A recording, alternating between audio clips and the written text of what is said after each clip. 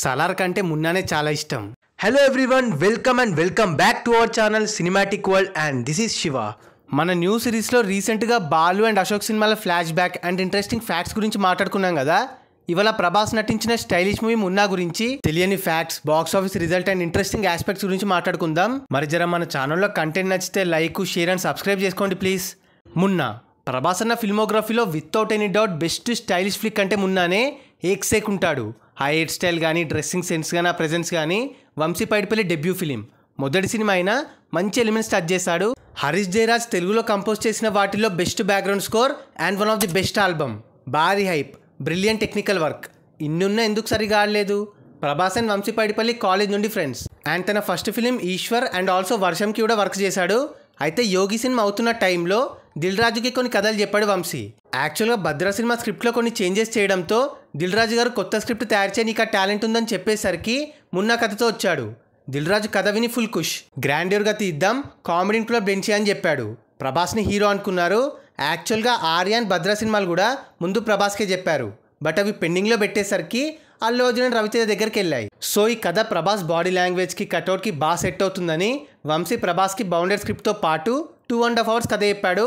దిల్ రాజు వెళ్ళేసరికి కథ కంప్లీట్ అయింది. ప్రభాస్ లేచి దిల్ రాజును కౌగులించుకున్నాడు. నేను ఎలాంటి కథ అనుకున్నానో అలాంటి కథే చెప్పారు. అసలు ఈడైనా కథ రాసింది, మన వంశీనా చేసింది, ఇంత షార్ట్ పీరియడ్లో ఎలా చేశాడన్నాను షాక్ అయ్యాడు. సో అందరు హ్యాపీ, కథ ఫిక్స్ అయింది.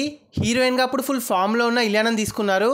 విలన్గా ప్రకాష్ రాజ్ ఫిక్స్ కథ అనుకున్నప్పుడే యోగి సరిగా ఆడకపోవడం వల్ల ఈ సినిమాని మున్నా టీం ఇంకా ప్రెస్టీజియస్గా, సీరియస్గా టేకప్ చేశారు. పూజ కార్యక్రమానికి వెంకటేష్, ఎన్టీఆర్, వివి వినాయక్ లాంటి సెలబ్రిటీస్ని కూడా పిలిచారు. ఓవరీగా షూటింగ్ మొదలైంది. యాక్షన్ సీక్వెన్సెస్ పైన భారీగా ఖర్చు పెడుతున్నాడు దిల్ రాజు.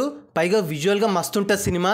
పెట్టిన ప్రతి రూపాయి స్క్రీన్ మీద కనిపిస్తుంది. తో production values and cinematography work. Shooting jet స్పీడ్లో జరుగుతుంది. డెబ్యూ డైరెక్టర్ అయినా థింగ్స్ని చాలా బాగా హ్యాండిల్ చేయడంతో యూనిట్ అంతా మెచ్చుకున్నారు. బట్ క్లైమాక్స్లో ఏం చూపించాలో అర్థం కావట్లేదు వంశీకి, ఎలా ఎండ్ చేయాలని. దిల్ రాజు కూడా కన్ఫ్యూజన్లో ఉన్నాడు.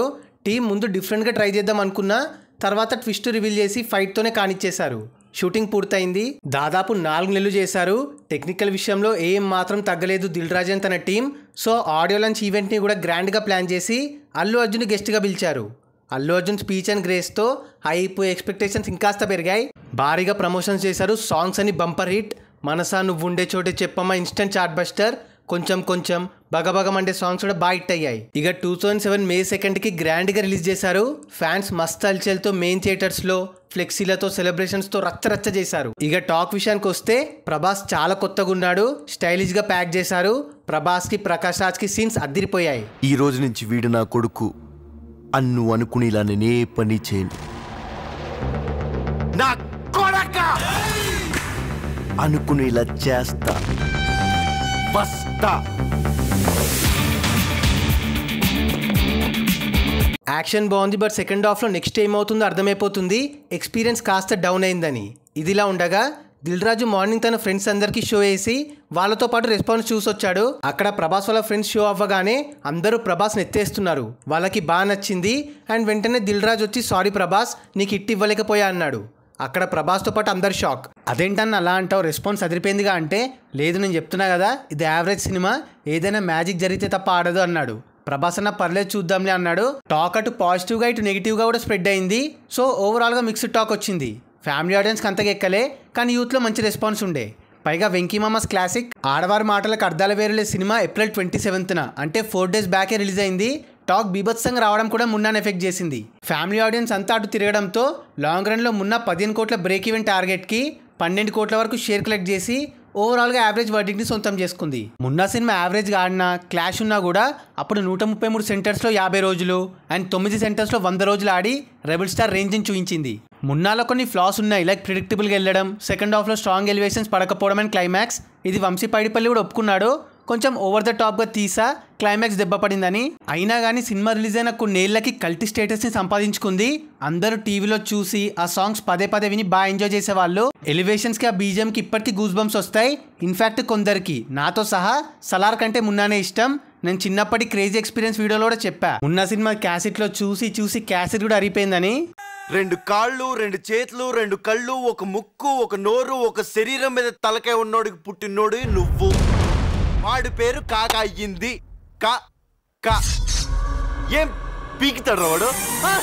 అండ్ ఎన్టీఆర్ కూడా బృందావనం ఈవెంట్లో మున్నా ట్రైలర్స్ ఆ మేకింగ్ చూసి సొమ్మదిల్లిపోయా అన్నాడు. మున్నా పైన ఆల్మోస్ట్ అందరికీ పాజిటివ్ ఇంప్రెషనే ఉంటూ వచ్చింది. మనం ప్రభాస్ మిర్చి బెస్ట్ లుక్స్ అంటాం కానీ నాకైతే మున్నానే బెస్ట్ లుక్ అనిపిస్తుంది.